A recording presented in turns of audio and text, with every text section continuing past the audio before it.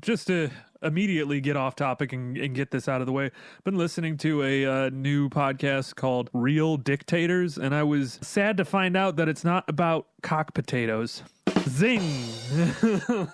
Don't do drugs. If you're doing it, stop it.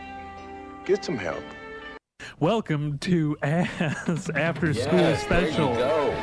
And today we are talking about toys that we wanted so bad, but our parents more or less didn't get it for us because they didn't like us or love us. Right, guys? Yeah. And we're still dealing with that today because we continually buy toys even in our 30s. Dude, I'm buying shit that I don't need, and my wife is like, "Are you going through a crisis?" And I'm like, "No, it's just I'm comfortable enough now.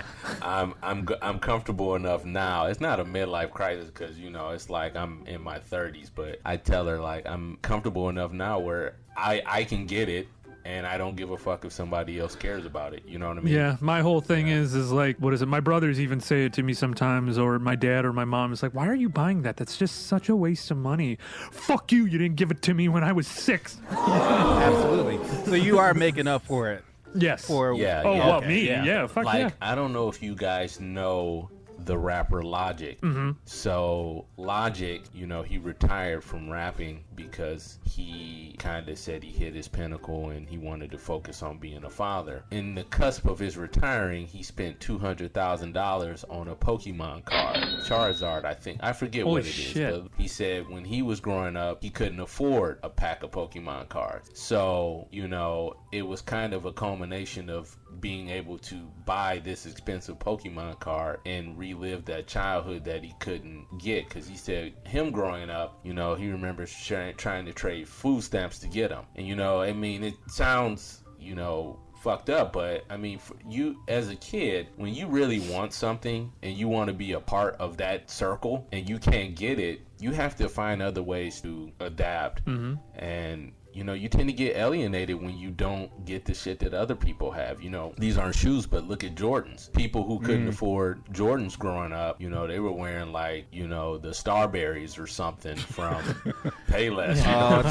The Shacks. The Shacks. The Dunks. I wore the Shacks, man. Did you? At a certain point. Yeah, I'm just saying. So my whole thing, like I came off as, I guess, or come off as, rich, white, cis male. At a certain point, and you guys knew me, and even before that, like once my parents got divorced, we had nothing. The business went under and whatnot. So the stuff that we got for a little while there was hand-me-downs. But I will say, when I was much younger, dude, I was getting the Power Rangers stuff, the Star Wars stuff, but it also, like, I don't know. At a certain point, it's nice to have, but yeah, I can't relate to that struggle. I think as much as I wouldn't spend that much, but I have spent quite a bit on toys. I even got this little fucker sitting here, and it's full functioning. So for the audience, I have a little keychain Teenage Mutant Ninja Turtle Gen 1. That warms my heart, John. And this fucking thing works, dude. It works. You can play 3 levels on it. It's pretty legit. So, holy crap! For the audience, I turned it on. It goes through the full introduction. It's a keychain size cabinet, and you can play 3 levels of the Teenage Mutant Ninja Turtles as they are going to fight through the apartment that's on fire. If you remember that game for Nintendo, I remember playing that at Major Magic's. Oh man, you want to talk about nostalgia? Many people probably don't remember the Arcade Fire Band, which is kind of like what Major Magic's was, and that's like the band made of the animatronics. That there was an experience in and of itself. And I know we're talking about toys we can never get. I'm getting to that. I remember going and playing every fucking game imaginable over and over again, and never amassing enough tickets to get the fucking prizes you wanted from behind that counter. That fucking asshole with the polo shirt on behind the counter was the gatekeeper to all my hopes and dreams. And we always thought that he was like the coolest motherfucker around too. It's like, oh man, it'd be so cool to like, work dude, here. I got like 100 tickets. Yeah. I got 100 tickets. What can this get you? Skull ring. Yeah, skull ring or plastic spider. Plastic You guys, spider. those kids that like me go to the toy store with your parents and then somehow try to lure them to the section that you wanted. Yes. Oh yeah. Yes. Yeah. So And then you won't. Yeah. If you were like me, I was very manipulative as a kid. I would like a commercial, like a toy commercial. I wouldn't even make eye contact with my mom. Yeah. I would just play the hell out of the toy, like how much it meant to me, and like really rub it in, like, yeah, this is the toy I want, but I wouldn't say it. So when she would say, okay, it's time to go, I would just take the toy with me until she would look back and like, what the hell are you doing? Like, I throw it in the cart. Yes. I throw it in the cart. Throw it in the cart. Shit. What do you want? Like a fucking ninja. So I got something funny about that. My dad, when I was little, they used to tell me this story all the time. So my dad is dead now, but my dad used to tell me a story about him, myself, and my mom. That we went to the store. I was a baby, and there was a ball that I really wanted, and I had the ball in my hand, and my dad was like, take it away from him, because when we leave, he's gonna have a fit. Just a regular ass ball. No, just let him hold it through the store. It'll be fine. Just let him hold it through the store. Just a regular ball, John? It was, I don't know. I mean, it was just a squishy ball. I don't know. It was just a ball you could play with. So anyway, we're getting to the end of the store, and my dad and mom are in line. So this is like the late 80s, early 90s or whatever. I forget. So they're in the line, and my dad said he took the ball away from me, and he said, man, you had a fit. You had a fit. And then you had the audacity to bite me on the nose like you bit me. And I was like, and my dad was like, ow. And my dad was like, motherfucker. And he bit me back in front of everybody. And everybody was like looking like they were just like, and he looked at him and he exclaimed, I bet you he won't bite nobody else. I promise you that. Hi, Hannibal Lecter. A census taker once tried to test me. I ate his liver with some fava beans and a nice Chianti. Jesus. Yeah, and my mom was like, he bit my baby on the nose in the store. And you know, what's funny, my dad did crazy shit like that. So this is, for the audience, if you're getting triggered by this, you would not have made it at the age and time that we grew up in. But anyway, back to toys. So, what was your toy that you wanted that you just the toy never? I It was always really that wanted. ball. Please tell me what The was toy? that ball. No, I mean it. You know, it's babies with a toy ball. There's no scientific reasoning behind that shit. It's just a fucking toy. But for me growing up, what I wanted was the 2XL by Tiger Electronics. Now, for a lot of people out there, you don't know what the 2XL is. I'm about to tell you. The 2XL was a electronic toy robot that was marketed between 1978 and 1981. It was reintroduced in 1992, between 1992 and 95 by Tiger Electronics. The 2XL was the first smart toy in that it exhibited rudimentary intelligence, memory, gameplay, and responsiveness. 2XL was infused with the personality that kept kids focused on the challenge as they interacted with the verbal robot. Learning was enhanced via the use of jokes and funny sayings as verbal reinforcements for performance. 2XL was a herald as an important step in development of toys, particularly educational ones. So my parents, God bless them, didn't want to get me this. They were like, it's too expensive, we're not going to do that. So Christmas rolls around, and young John is looking at a box that's shaped like 2XL, and I'm like, oh sweet, they did the wait. Paint the picture, John. So get it. It's Christmas, you got the tree up. The tree is up, the stockings are hung on the wall with care because we didn't have a chimney. So, we're all there. Cookies have been eaten, the milk has been drunk. Santa, okay. So I'm like, sweet, let's do it.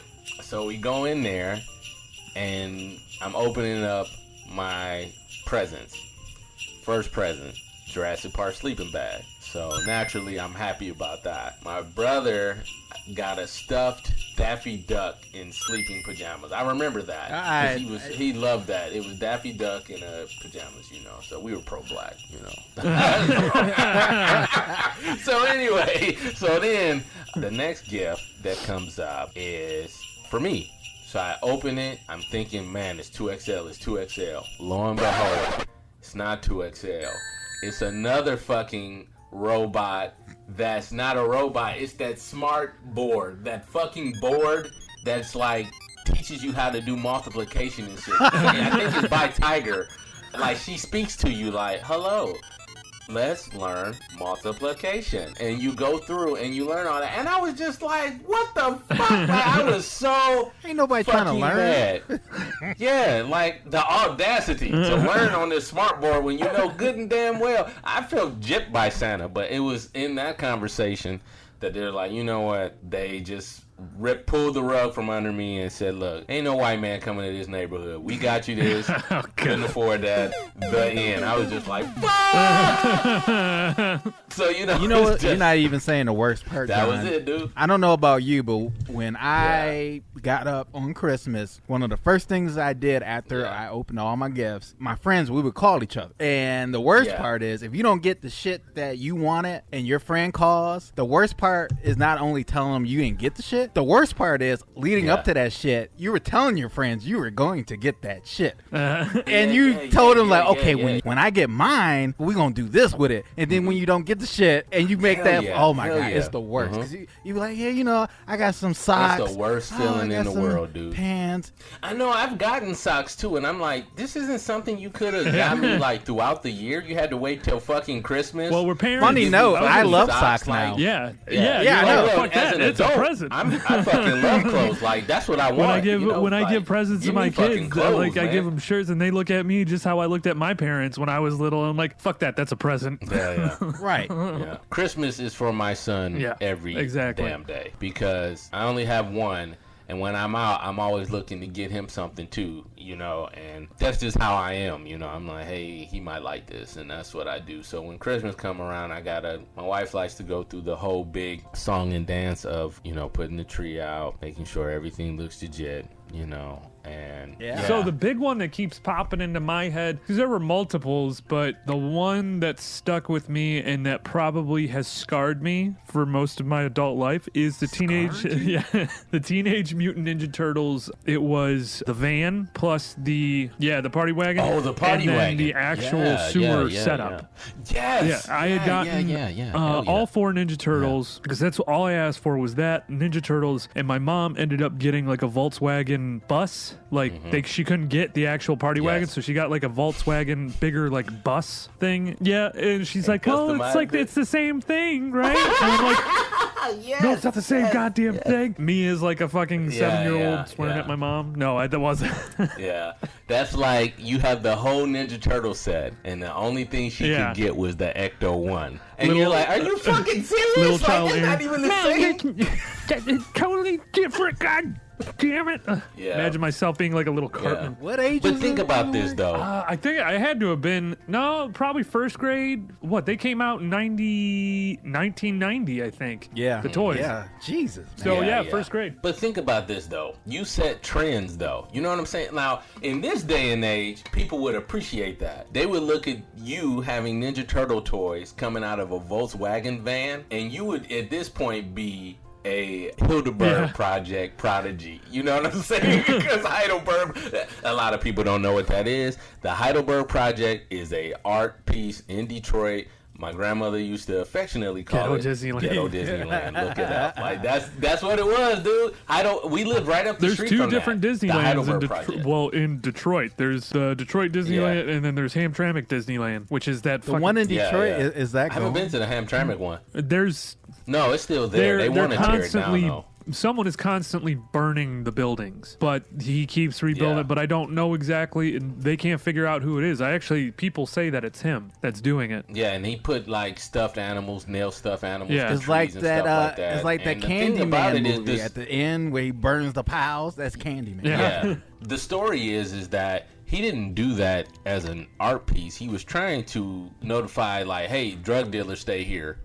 So all these yellow spots and dots were being put on the side of buildings. And then that was supposed to, because that draws attention, drug dealers don't want that. But over time, it just amassed and became this huge big conglomerate of, just random shit, man. Like it was right up the street from KFC and White Castles, which is on the catty corner from each other. And then you come down, and right in that area, the Mount Elliott area, that's where the Heidelberg Project was. It still is, I think. I haven't been either in a while. Not for a while. Yeah, man. What the hell is that, man? Don just pulled out a bottle of wine, nice white Zinfandel, a little bit of Cavassier. Yeah. Hey, so you know how you see shit and you just be like, I wonder how the fuck that got there. So I was walking my dog the other day, and there was in one of the parking spots on the outside of the complex where of the gated community, in one of the parking spots, I shit you not, was a family. It had to be empty, but it was a family meal, KFC family meal, the bucket, 30-piece family meal, and the biscuit KFC good, box, by the way? in the plastic bag. To you guys? No. Okay. Not really, no. I mean, it's just a bucket take of salt Popeyes over KFC. Yeah. Well, it depends on what you get, though. Like, if you get the original recipe, but extra crispy, that's just all breading greasy shit. Fucking X-Lax. Your That's all that really is, dude. Yeah. Cuzzo's chicken and waffles or Gus's fried chicken. That's where it's at. Oh, you've been talking about Gus's. It's very good. Yeah, we talked about it last week. I remember when Happy's Pizza first opened up, and in the coupon book for Happy, they were like, order 2 large pizzas and you'll get a 40-ounce for free. And I was just like, only in Detroit, dude. That was when they first opened. Yeah, that's when Happy's first opened, because the commercials were so ghetto. They were like shot on location with the Four Tops. The Four Tops would be singing. They were singing Happy's Pizza to the tune of "Don't Worry, Be Happy." Pizza, ribs, wings, and jumbo shrimp taste great. Happy delivers, Happy's open. Eat Happy's. Hey, this isn't Happy's Pizza. What's the difference, dude? I wouldn't sing about it if it wasn't a difference. Right now, get 1 large pizza with 4 tops, just $9.99. And a free 2-liter of Pepsi. Driver, stop the bus. Call 1-800-BE-HAPPY. Chicken, wings, and they had the little shiny suits. It was great. Yeah. In the 60s. Oh my God, dude. Don, what was your what was your toy? Yeah. You know what I did? See, that's the thing. As a kid, we were kind of smart. And I'll say we were smart because there were toys that I knew I couldn't get, but I knew my friends were going to get. So, and vice versa. So the toys that I knew my friends couldn't get, sometimes I would ask for it. And the toys that I knew that I wanted and my friends were going to get, we would basically barter as a kid. So if I got the toy that I knew they wanted, we would like just trade. So did your mom ever undo a bartering deal? Absolutely. My mom did that to me, and she it was really a big made government. me fucking mad. Yeah, my mom did that. My mom did that shit. I bought an Iceman for $1, 4 quarters from the original X-Men Iceman for 4 quarters. That's what the deal was. Our lunchroom / playtime in the recess. I brought it home and my mom was like, I don't recognize that. And I was like, oh, don't worry about it. I found it or some shit like that. She's like, no, tell me what. And I told her, yeah, we traded it for, $1. We traded it. She made me give it back. And I never even got the $1 back. Like, I was like, that's such a one-sided deal. And I did the same thing for Wolverine. Like, I had a Wolverine where the claws, in order to pull the claws, it was a little lever, like a really small lever. And it was like the 3 claws like melded together that would come out of the X-Men toy. That's how it was manufactured. It had the 3 claws. They didn't come out separately. Yep. They came out like this one hook. So I did the same thing. And again, she made me give it back. And I didn't even get the money. And I'll be honest with you, man. Fuck the barter system. There goes. I wasn't going to do that. I was like, I wanted, those toys were fucking mine. Friends would come over. I always had a problem with people stealing from me all the time. Yeah, I got in trouble with that too. Not that I was the one stealing, but that's happened. What, you come over my house when I was a kid? Hell yeah, I did, bro. No, I've had almost all my X-Men toys stolen at one time. Ninja Turtle toys, then the one that I remember the most, which is hilarious, but I had my best friends at the time were staying the night, and they stole a pound of cooked bacon. Yeah. Hey, man. Yeah. my mom had cooked the street value of that, John, is pretty high. I don't know how it happened because my mom cooked it and then she walked away and we were all downstairs playing games and then all of a sudden their mom comes over is like, hey, we gotta go. They grabbed a Ziploc bag and fucking put it in there, or they put it in their pants and walked out with it. Oh my God. And the one kid that was a part of it, because they were brothers, he is now a priest. He's atoned for his sins. Yeah. He's atoned for his sins. Fuck that shit. He owes me a pound of goddamn bacon. I would get his ass in confession. I'd be like, you like when he's like, so what are your sins, my son? Damn, you gonna hit him up at church? Okay. Bacon. Hey man, they did that shit in Sin City. Anybody ever have a light bright? Yeah, I did. I had a light bright, wasn't it? Yeah. Turn on the magic of colored lights. Light bright, make a face to glow at night. Just pop in the colored pegs and follow the patterns. It's easy to make beautiful pictures with Light Bright, or create your favorite characters with Light Bright refills, like Disney's Beauty and the Beast, Tailspin, and The Little Mermaid. Light bright, turn on the magic of shining lights. Light Bright from Milton Bradley. I had a Light Bright.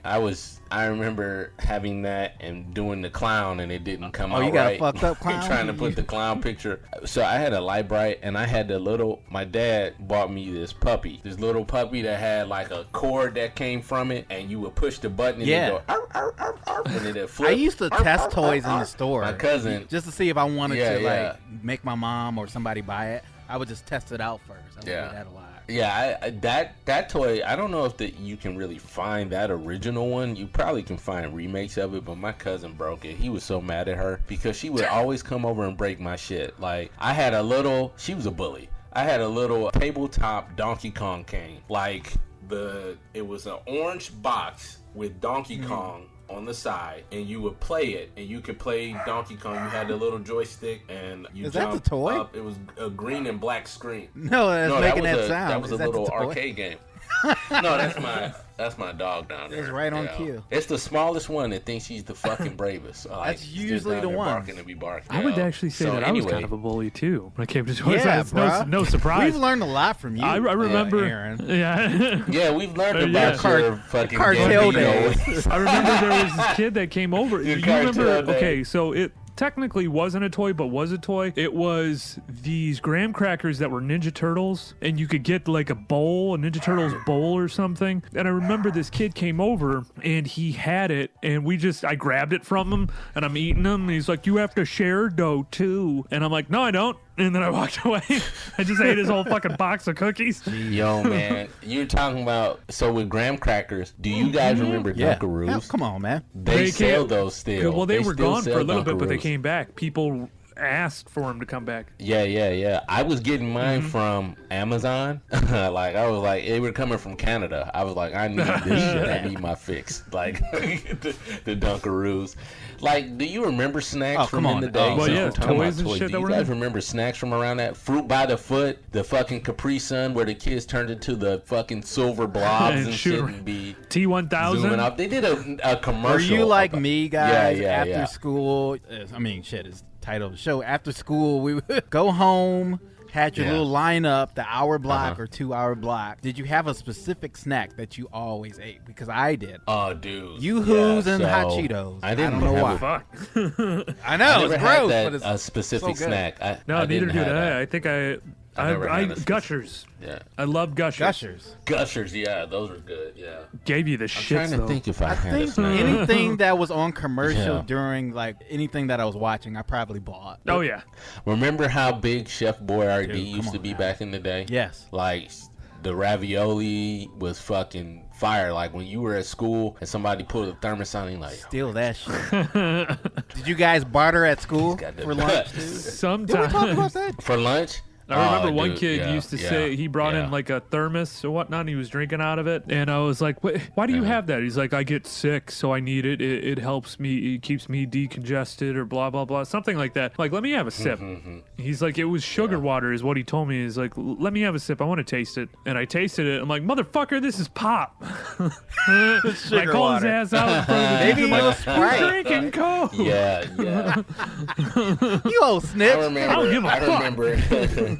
Do you remember being in the lunch? I don't know if you guys had this in school, but you be in school and be like, oh, let me have some of it. Sure. You know, they cough on it. Yeah, I remember that. Where, like, they would lick. People were they so were gross. licking. They spit on it and shit. You still want some? Fucking assholes, man. I did that too, by the way. I remember one dude, he went all the way. He was like, hey, because the guy's parent dropped off White Castles for him. Who gives their kids White Castle? McDonald's or White Castle? Well, I mean, I'm saying when you were in school at that time, I'm not talking about the content, but when you're in school at that time and you forgot lunch and you're hungry and your parents, like, bring you fucking fast food, everybody want to be your friend at that time. So one dude was eating White Castles, and the guy was like, "Can I have some?" And he's like, "Sure." He's like, "You still want some?" He's like, "Yeah." He's like, "You still want some?" He's like, "Yeah." And he's like, he's like, "You still want some?" And the dude's like, "Yeah." And he fucking gave it to him. I was like, "You nasty." You guys were lucky, motherfucker. You guys were lucky because my parents would never do that. It's like, I forget my lunch. Oh well, too fucking bad. I used to forget my lunch on purpose, so my mom would do it. And my mom the day before had brought me, McDonald's had came out with the crispy chicken sandwich at that time.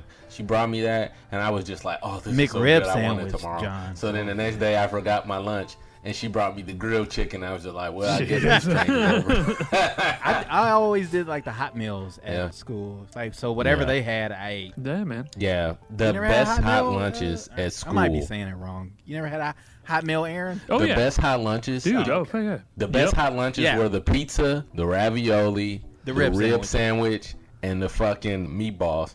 Those are the best. That hamburger had suction cups on it and looked like fucking something from the Black Abyss. We didn't have anything like, I think we got, on occasion, we got Little Caesars and Taco Bell. Get the fuck out of here. Dude, we got Little Caesars in high school. Like every Wednesday, well, your high Little school Caesars, was right dude. next to that Little Caesars over there. Hell yeah, man. We used to fight over that shit. We had a pizza contest one day where, and I mean, the savages really came out then because the contest was you had to pay to enter, and then you would sit at the table and then see who could ever eat a whole hot and ready, you know, right there.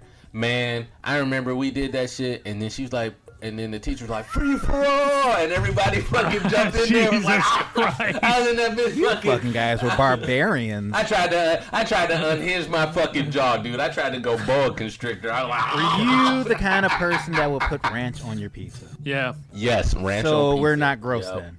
Ranch on pizza. A lot of people think that's gross. I like blue cheese too, but not a lot of people ranch like and blue cheese. It makes is me great. fart, but yeah. I like blue cheese. Hey, man, ain't no harm in that, dude. Yeah, what's a fart between I friends, don't fart in front of people. I don't even fart in front of my wife. Yeah, I don't think you've ever passed. Ever. I've shit Never. like fucking shit my pants plenty of times in front of you, but probably passed it off on some fucking. Oh, dude, you ain't been in it long enough. I've been there 10 years. After that point, you reached the point of no return. Y'all stuck together now. She's coming to like the nuclear site where it happened. Like she'll come in where after I farted, and she just smells like the what do you call that? The aftermath, but. No, she's never felt the full blast. Aftershock. The aftershock. Don't be, hey man, don't be trying to be sensitive I'll do it for on my her, deathbed. one of these days she's gonna catch your ass and you just gonna be like, not you, anybody but you. I'll do it on my deathbed, John. Don't worry. I'll just let it fly. Like that part in fucking Good Will Hunting, he was like, man, one time she farted so loud the door opened. Like, he woke up, he was like, was well, that you gotta you? understand, I've Like, waited yeah, for I so knew that long. was me. Like the first time I do it, it has to be so good. Like boom. Yeah. But so like I said, I really didn't have a specific toy outside of I'll say Sega Saturn. That's the one I really wanted. Yeah, that's the Sega one. Saturn, yeah, man. Sega Game Gear, that was another one. Do you know the retail price when it did first have was like released? $100 or something? I think it's 300. Take a Is guess. it 200? 200 or 300. $149.99. How the hell did I get that? So it was introduced in 1991, and I remember playing Sonic on that bad boy, and it wasn't mine. I had found it in this room where my parents usually hide gifts. We were playing hide and seek one day, and it was there, and I was like, oh my god, they got this for me. I didn't even ask for it. It was my cousin's. Oh, shit. So I was just like playing with it, and they were like, yeah, that's not for you. And I was like, oh, stop it. I'll see it at Christmas. And Christmas rolled around. It wasn't mine. It was my cousin's. Same one who broke my little dog and fucking fucked my Donkey Kong game up. Had I known it was for her ass, I would have fucking broke Quick it. funny story. Yeah. Speaking of bartering. I love you. Yeah, of course he loves you. But quick bartering story. Yeah. A couple of years after I got that Sega, what was it called? Sega Game Gear. I bartered that shit for like a stack of X-Men comics, and I never got that shit back. Ooh. I know it was very bad call. It was actually a trade. It was a trade. Well, I don't know, man. If you still had them, they might be worth. Let me ask you something though, since we're talking about that guy too. about handheld games and shit like that. Do you guys think that the evolution of portable games has happened too quickly? No, because well, I won't go as far to say that it's a bad thing, but do you think that something, because Sega Game Gear had a run of, let me see, it ran from 1991 all the way to 1997. Damn, by it that went that time, long? Yeah. Do you think with the way society is, that the evolution of gaming systems is gonna always be never ending? I think because what you have, the thing is, handheld games have now become iPads, iPhones, and it's technology will always be changing. Eventually, we're gonna go to some type of VR fucking reality. I'm a little worried about that because I don't want to be too. I like playing games. Don't get me wrong. Like I have an Xbox One. I'm not buying the 5. I'm sorry, or the new Xbox. I just not. I'm content with the 1 because I do so much other shit. It's hard for me to justify paying money for that. I just have a hard time wanting to get that involved in VR because I remember when the Google phone came out and they introduced the VR Glass headset with it because I had it. Well, not the glass. It was another one. It was a cloth one that you slide over your head. Put the phone in I know what you're talking about. Viewer. And I played it for one day and that was it. Something like that. I played it for one day and I was like, I think that's a little because I just in vogue, just like the 3D TVs were. Yeah. What was that? Yeah. Every time you go to the theater, everything was in 3D. I think it'll go out of fashion really fast. Yeah, because VR, I think the only way VR really will take off is like if it's a Tron type thing. That would be dope. I would do that shit if it was like Tron. Where it heightens not heightened, but it'll touch on every sense that you have. Yeah. Well, it touches on. It kind of like what is it? Demolition Man. Be well. Be fucked. Don't even. They have this movie, and I mean, there's pros and cons to it, man. Like I was telling you guys in our chat about this movie called Upgrade, and it's fucking wild, dude. It touches on this because what ends up happening is the one dude that hates technology gets his life, quote unquote, saved by technology, but it takes over his life. So what I mean is he gets in a car accident and he gets shot by these assassins. In the back of the neck, and what happens is it paralyzes him from the neck down. And the guy's like, "Hey, I can help you walk again." And they put this chip in his neck that gives him back all his mobility, and the chip's name is STEM.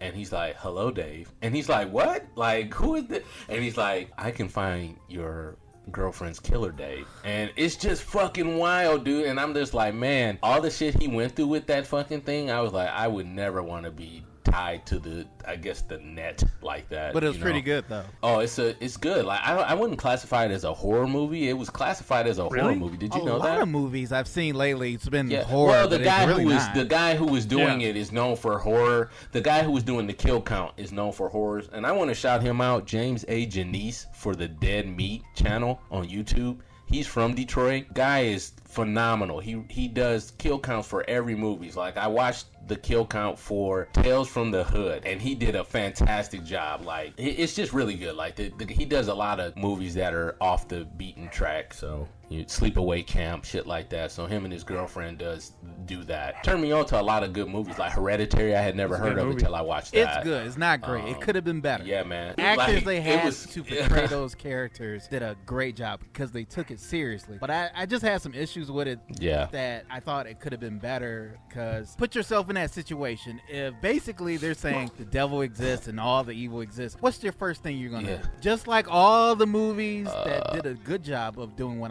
I'm basically telling you, like The Exorcist or Poltergeist. What's the first fucking thing you do? It's like, oh shit, get the fuck up out of there. Or you get a damn priest. Because if evil exists, that's what I'm saying. Well, they did that. I agree, but they did that in what movie was that? Fucking, they got an exorcist in or demonology expert. But they didn't do that in Hereditary. Hereditary. Was that fucking Paranormal Activities? But it was too late at that point. Dude stepped to the doorway. He was like, "Ooh, bruh, I'm not out. feeling the vibes here. I'm sorry for you guys. Exactly, I do John. the best I can, but but Hereditary, I have got to go." As good as that film was, that dumbass Yeah. son, that one time, like, man, you know what? Maybe I should say, Jesus, please help me. Something. Yeah, well, you know what's funny about that? And I know we're talking about toys, but fuck, It Hereditary could've been was great, good. though. Is what I liked. It could have been great, but I think the whole premise behind it is that no, they were helpless regardless of what they could have done. Because the way the dude broke it down when I watched it was the mom was a model maker or miniature maker. If you see how the scenes were shot, how they have the wide screen of each character, it looks like they're dolls in the house. That was kind of to elaborate the fact that they were helpless. There was no move they could have made. They were being controlled by outside sources. So it's nothing that could have been. The grandmother had already laid the groundwork. Right, and not to get off subject here, but yes, they did lay the groundwork as far as explaining how the spirits can invade their bodies because of how emotionally vulnerable they are. And shit happened to them to the point where they were, like you said, almost invalid. Like they were just helpless. But at the same time, I mean, man. But now since we're talking about... Well, actually, I would like to touch on something real quick before we move on. You said as far as handheld games going out of phase. I don't agree with that. I think it'll come back just like vinyl. No, I'm not saying record has come back. Yeah, all I'm saying is, do you think they're? And I guess I need to see a timeline of handheld games because it just seems like right when you get good into one, another one comes out, and I think that's. Are you saying progress, handheld games or just games in general? Handheld games, handheld like Game games. Boy, I was Advance, just wondering, and all do you that think stuff? they evolve? Yeah. Do you think they evolve fairly quickly, or are they stagnant compared to? I think they're gonna systems. Basically, kind of what I said before is like they're gonna keep getting better and better, but at a certain point, you're not gonna be using an iPad because iPads didn't exist 10 years ago, maybe even 11 years ago. And then if you look at actual theories on technology, we're gonna hit a certain threshold where shit's just gonna go through the fucking roof, and that's basically when AI is more or less formed. I know, Skynet. like if you listen to Elon Musk is one of those people who's like, we must evolve with technology or we won't survive. I'm of the mindset microchips in our fucking brains. I'm like, dude, I mean, do you really believe that? I think the thing is that it's going to help certain people, especially people that have certain cognitive shit going on. Yeah. Do I want nanomachines in me to make me like super strong and make my penis massive? Yes. Sign me up. Hell yeah. I was about to say, sign me up. I don't know, man. Do you really want that? Because, coming from someone with experience, it makes it hard to So are you sure you want look at this fucking guy. Mandingo over here. Nice soft brag, John. Soft brag. Yeah. That's a nice humble brag, Hey, the ladies aren't complaining. Here with my big ass dick. The ladies aren't complaining, or at least they're not telling me. When John comes a knocking, it starts to rock.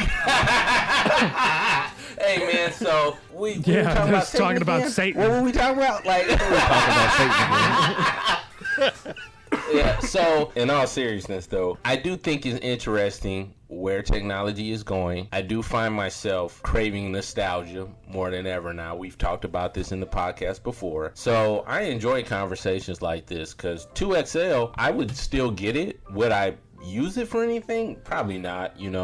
It'd be on my desk somewhere. Because most of the shit I have, I don't really use other than... Yeah, I would just put mine on a mantle and be like, look at how great I am. Yeah, like I'm building a small trove like the King Dwarf and fucking The Hobbit. And I have a massive cave full of toys and I'm just standing there drunk with power like, look at me. Did they make Hobbit toys? Yeah, I have a Smog. Where is he? He's Did you guys read those books? I have Smog from Funko Pop. Theories has been around for a long time, right? It's been around because J.R. Tolkien. J.R. Tolkien started writing that back. It was right around. God, I want to say it was either the first. Write a song about that. Yeah. Yeah, I can't remember what it was. It was either World War I or World War II because what is it? Is that old? Yeah, the goblins or the orcs were more or less Nazis, and in a sense, I think it's even. Go ahead. Published on the 21st of September, 1937. Okay, 1937. but it had to do with the industrialization and also Nazis. So but no, they're my favorite books. And really, I never knew that. I read it.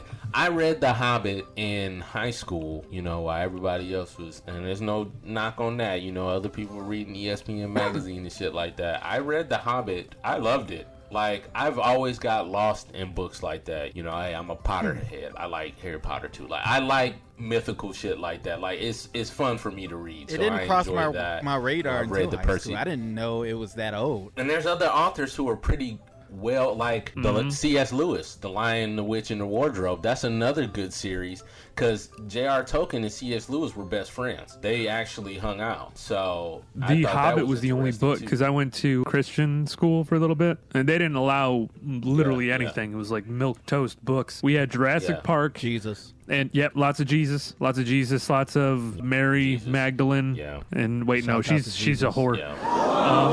I forgot she's the whore. But Jurassic Park and The Hobbit were the only two. I think we just lost the evangelical vote. And what is it? Jurassic Park and The Hobbit. Those were the only two books that I read over and over and over again because they were the only ones. Because they didn't. Those were the only good books that we had. All the books in there were shit. Like there wasn't anything good. Hey man, Jurassic Park was good too. Oh, the book. That's another allegory for how technology can get out of hand when put in the wrong hands. Like good intentions. Yeah, that's what I mean. Like good intentions, but not meant. I think that these people would know the biology of a frog. Like they're fucking. Yeah, you would think that these motherfuckers would know that, hey, by the way, these particular type of frogs, if there's not enough males, one of them will spontaneously turn into a male to keep the species going. Fish do it. You didn't think to do your research on the frog? Boy, could you imagine being the fucking engineer that fucked that up? And he's like, oh shit, I missed that. Like, God damn, how the fuck I missed that? Stupid question alert. There was a real Jurassic Park, would you go? No, fuck that. I'm sorry. No. No, really? No. There is a massive risk. I thought I was going to get a unanimous yes. This is an upset. Yeah. As a kid, I would go, but after learning what I have learned, probably not. Because even after they got a handle on it in Jurassic World, they still fucked it up. You know what I'm saying? Like, I want to be Jeff Goldblum. I want to go.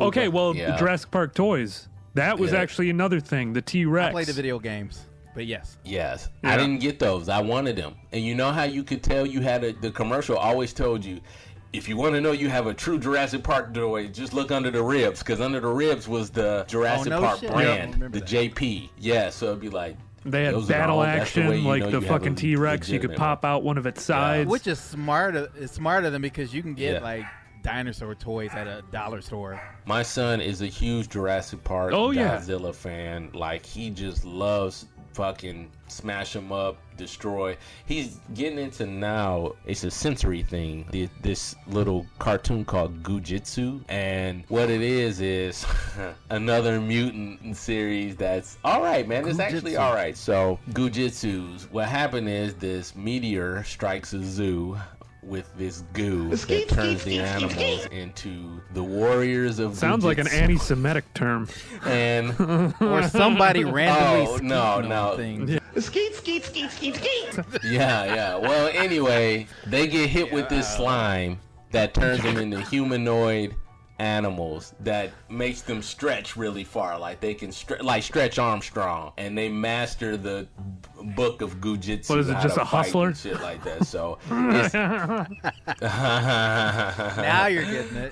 Yeah. So yeah. So there you go. That's gross. Gujitsu. I'll ruin my son's childhood. He's not listening, right? Don't fucking do that. Please don't do that. Nobody's listening to this. So they're like they're like Digimon almost. Yes, you can stretch them really far. I did get into Digimon. I did. I had the fucking Tamagotchi Digimon like little computer that you link up and you can fight. So I did have that. I was into Tamagotchi too. Like, I really like that. Like, I've always been a tech head, so I've always been fascinated with the little ways computers can be in our lives. Because the one thing that I've always wanted to happen was, like, there was a cartoon that used to come on Fox, and it was called Metabee, I think, or Metabots. And what it was each kid was teamed up with a robot. Like, they had their own little fighting robot. And I was like, man, it would be so awesome if you could have like these little miniature robots, like about knee high, that were your fucking buddies for life. Like, they did that shit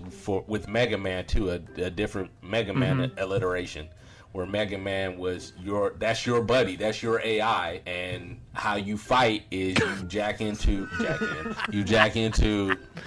the Matrix, and that's how you fight. Yeah. That's funny, man. Hey, man, I'm a kid. Jack in. Fuck. So yeah. Fuck. I just interrupted, and I there was something that I was going to ask related to. Nope, it's gone. Sorry. Hey, everyone. Aaron, I'm not feeling too great right now. So. Yeah. Aaron, I was just gonna say, Aaron, right. And it's almost time today to wrap up anyway. But I want to give a shout out to Cross Keys. I sent you guys the link yesterday. It's a Wes Anderson tribute site, because I was telling the guys, for people who are listening to this, I'm gonna be doing a Wes Anderson movie marathon. Wes Anderson is not new to me. One of my favorites, Life Aquatic. You know, I watched it again last night. That was the one movie, like, my dad had never watched Wes Anderson. That's the one movie that we could really just sit down and watch. Yeah. We were both Bill Murray fans, and you can't not it's fucking enjoy great. that fucking movie. I've never There's seen always a line in there really? that just cracks me the fuck up. Oh, The Life Aquatic is great, man. And you know what? It's a great homage to Jacques Cousteau, even though his team had nothing to do with it. It's such a great homage. And the song that you brought up in the last podcast, it just ties that fucking movie together, Agreed. man. Like, it really does. Is he a good director, by the way? Yeah. I know we're talking about him. Okay, Wes so it's Anderson? unanimous. Oh yeah, man. His animation is great too. Like Isle of the Dogs. Fantastic Mr. Fox, Isle of Dogs. Fuck, man. It's his writing to me. It just. I get it. Like, is it one it's of those just things that good. you either Like, get he it or you builds don't? character. It's taken on kind of a different life of its own, where it's like he uses muted colors for the most part. He wasn't like that when he first started. Yeah. It really started after Bottle Rocket, where he kind of found his own style, and it is definitely similar to like 60s avant-garde, or his writing is spot on. I will say the one movie that I didn't like, which people actually did like, was Darjeeling Limited. I hated those characters. I didn't like that shit at all. I hated those characters. I like, you know what my favorite movie is, and I haven't heard too many people talk about it. Like, aside from Life Aquatic, Moonrise Kingdom. It's pretty good. Kingdom is fucking good. That's the one with the two kids. I really like Grand Budapest. That was a good one. But my favorite Life Aquatic or Royal Tenenbaums. Like, I love all of his movies because I love his soundtracks too. What we were talking about, the Kinks. He uses the Kinks all the time, and then you start seeing the way that he develops with Bottle Rocket. The last scene where they're running out of the building and he's playing, I believe it's a Rolling Stones song, and it's just like the tempo. It's just like I don't know. It's just weird the way that he does it. He uses a lot of the Stones, and Life Aquatic, I didn't realize this until I watched it again. Most of the music in there that's sung by Sue George, I think is his Sue name, George. the black guy, that's Bowie. Yeah. Sue George. He's singing that's, Bowie. That's I forgot all what Bowie. album it is, but I it's didn't know that. All the stuff's Bowie. Portuguese. He's singing in Portuguese and he's singing Bowie. Yeah, man. And the guy who's singing was the star, one of the stars in another movie I really like called City of God. He played Knockout Ned in City of God. City of God is a fantastic movie. I was late to that movie, but man. it's really I watched that. Yeah, I watched that in 10 years later when they met the cast again 10 years later in 2013. Man, like, wow, dude. Like, their lives have changed. Like, some of them have went on to become successful. Other ones are kind of... It just goes to show there's a big difference in our cultures, but it all leads down the same path. But, man, I love City of God. It's a very good movie. It really is. You know, I know we've been all over the place this episode, but real quick, because I know Aaron has to say something. What's your favorite movie director of the 90s? Martin Scorsese. I'll say Spielberg. I like Spielberg too, but if I had to choose... Well, technically, Scorsese, like you're just saying in general, the movies that we saw in the 90s is to what our favorite director was. Because Scorsese came out in 70, but like if we're talking... I mean, like, they made movies, and of course, they made movie, more than one decade. But I mean, Specifically when we were kids you know in the what, 90s. man? That's why I said the 90s. I would say it's a tie because I had to look up just to see who I would go with. So of the 90s, I have to say Ooh, that's Tim a good Burton. one. Yeah, that's a good one. I'd say Scorsese. Tim Burton to and me was Quentin losing his steam to me a little bit in the 90s, but as a kid, he was great. Well, you had Nightmare Before Christmas Batman came out Returns, around that time. Batman. Edward Scissorhands, Batman. Batman was 89. What was that movie he did? Ed Wood. Ed Wood was another one. You said he did. Scissorhands, right? Edward Scissorhands, yeah. I like Tim Burton. You either get it or you don't, man. Like you might think he's too dark or gothic, but Beetlejuice, man, fucking. I've already said it. I'll say it before I say it again. Fucking Winona Ryder. Fucking. I love that goth.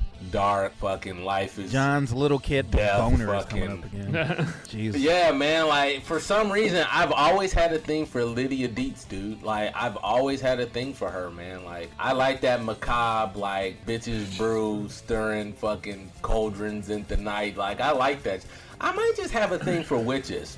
That might be what Warts it is. and So long I don't know. noses. So Why Scorsese in there? I know he's great, but in the 90s. Yeah. Oh, dude, it's fucking Goodfellas was 1990, and then you had other films that he did too, and then also his documentaries. But yeah, Goodfellas and Casino mostly. I'd have to only look. two. Yeah. Huh? It's only two. And those two are the greatest fucking movies around. Okay. Don't you ever forget it. And he's on the list too. And he's on the list of the list of the 90s directors or directors of the 90s who were prevalent was Spielberg, Tarantino, Scorsese, Fincher, Paul Thomas Anderson, Burton, Michael Mann, and Jim Sheridan. Yeah, I was gonna say Paul Thomas Anderson. So I'm right. No, I'm kidding. You son of a bitch. God damn it. Here, I was gonna, because there are a couple. I just can't. I got I don't know what's going on with my head right now. See, Goodfellas. It's time to go. The Age of Innocence, which is and I never used to like that movie, and then I saw it, and I'm like, oh my god, this is actually pretty good. It's like a Victorian era. Michelle Pfeiffer's in there, Winona Ryder, your lady. Yeah. Let me see here. Yes. Because the dude puts out so much, and you don't even realize it. Like the stuff because he's producing, he's directing, he's writing, he's just executive producing. A lot of people didn't like this movie, Bringing Out the Dead. It was what was that about? Nick Cage. Yeah. He's EMT guy. Oh, hey man, I'm glad you brought up Nick Cage. I saw Mandy. Yeah, that's a great fucking movie. Fuck that movie, man. It's terrible, but it's fucking good. Mandy. I mean, in my opinion, it's terrible, dude. but it's good. That one dude, Jeremiah Sands, when he's like begging for that girl, he's just like, oh god, please. And you know what? Somebody said that almost sound like the other dude who's in all the Spike Lee movies. Oh yeah. You know that guy recently got murdered? Not to bring things down. He recently got murdered, guys. Did you know that? Not the real dude. The guy that always played a pimp in Spike Lee movies. Yeah, no man. Fucking way. I'm sorry. I shouldn't have. We're talking about nostalgia, but yeah, he got shot the fuck Oh, well, up. by the way, before we go down that road, honorable mention to David Lynch. I like David Lynch, any too. of his stuff. I can't stand David Lynch. Okay, there you go. Fucking hate Inland Empire. That is like the worst goddamn. Okay, some of his stuff is pretty good. I will say that Dune, fucking, awesome. And then you get into Twin Peaks. I can agree with you there. But John, like fucking Inland Empire. Come on, man. No, man, it's this movie I like. Let me say, David Lynch has a experimental film that's on fucking YouTube, and he's done it. It's not just on YouTube. It's called The Rabbits. Yeah, that's. We're gonna argue here, John, in a second. The fucking Rabbits is Inland Empire. Argue. I don't understand it. I like The Rabbits because it doesn't make sense, because they're speaking in non sequiturs, like don't go there, God. And they're like, and your point is, like, it doesn't. They're talking in whole non sequiturs. Like, I like that weirdness and shit like that. It's kind of like, to play on, David Lynch, I like weird shit. Like, I like Eraserhead. That's a good movie. Eraserhead was good to me. Like Elephant Man, that's a good movie too. I just like shit that it may not be great, but I like shit that doesn't make sense. Like, there's this song by the Beatles that I don't hear. Everybody talks about the main Beatles catalog. They always talk about the same shit on the Beatles, like Yellow Submarine or Mother Mary, Let It Be, Eleanor Rigby. There's this one fucking Beatles song that's so off the beaten track that when I fucking hear it, I can't help but just get lost. Like, when I take my meds to keep me sane, like to get me off that crazy cloud, I'll put that song on and I'll just lay there and fucking, you just be at peace. It's called Because. Have you ever heard that? I have. The Beatles? I have. I told you I took that Beatles class in college. Oh, was that worth your money? I'm still paying that shit off, bro.